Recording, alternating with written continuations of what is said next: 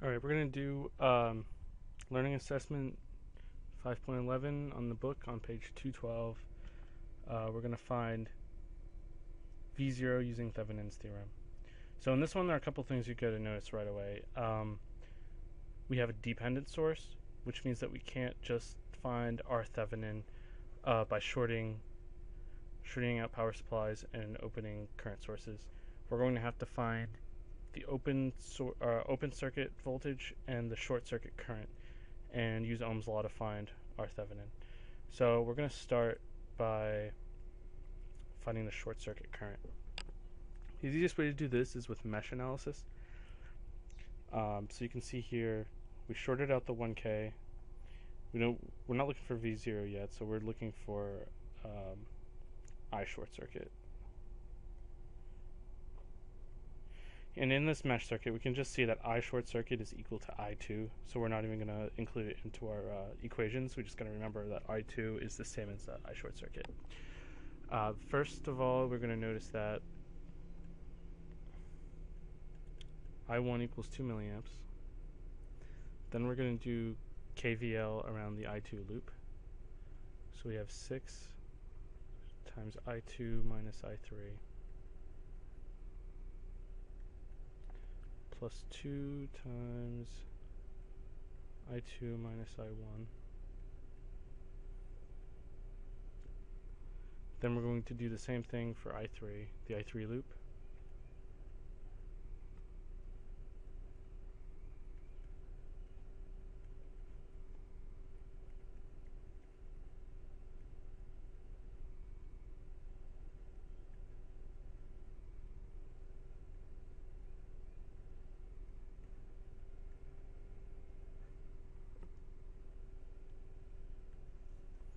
We can just say I4 equals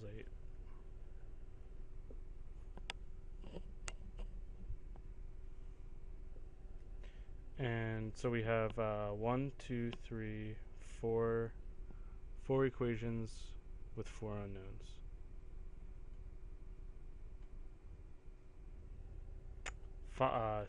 Sorry, we also need to find Ix. That's important too. So we have Ix equals I1 minus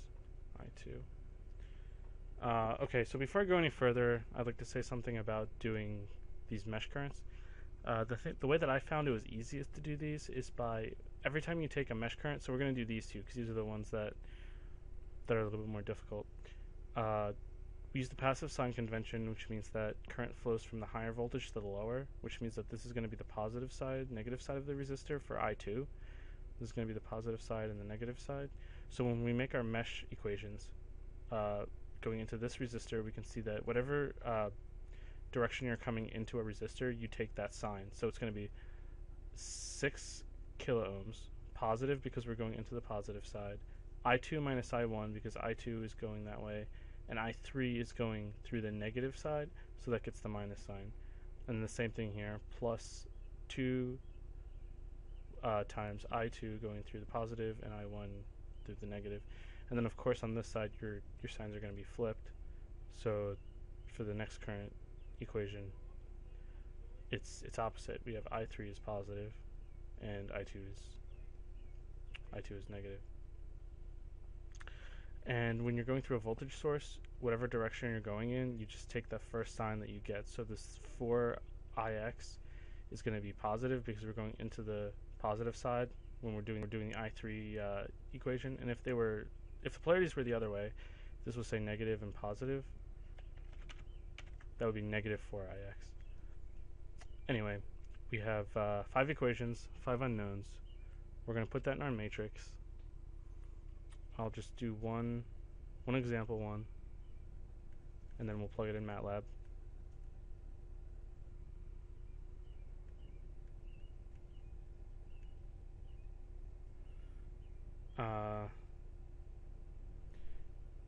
So we'll do this one for example. This one's going to be -2, 8, -6,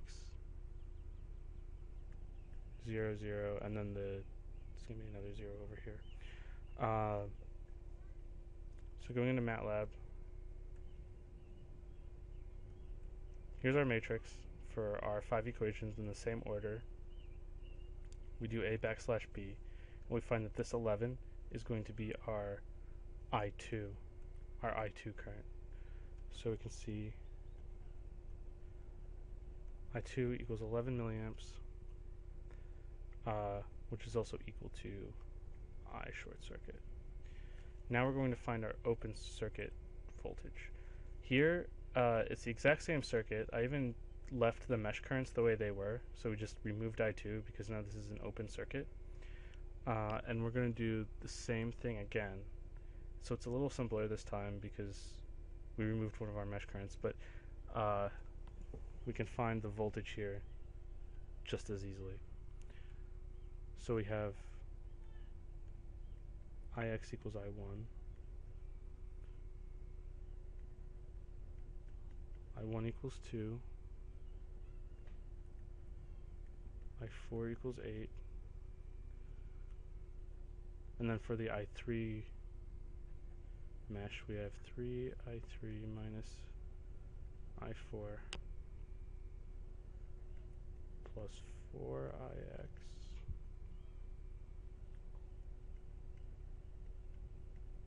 plus 6I3 equals 0.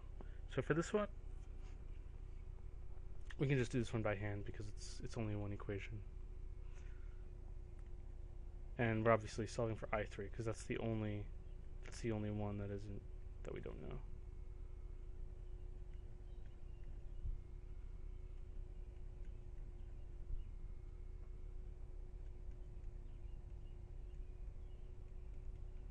So here, I3 minus I4 is 6 times 3. No, sorry.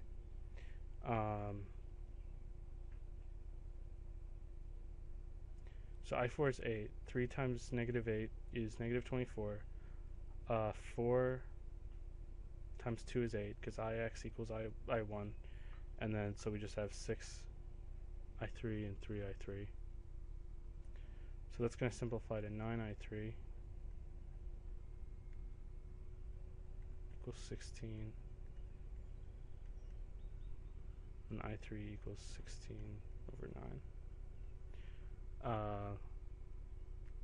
So for this part, we're going to use the Kirchhoff's voltage law. The voltage across the 6K plus the voltage across the 2K is equal to VOC. So we can say that VOC equals 6 times I3, which is 16/9, which is the voltage across here, plus 2 times 2, because that's 2K, and we know that Ix is 2, and our V open circuit is 44 thirds.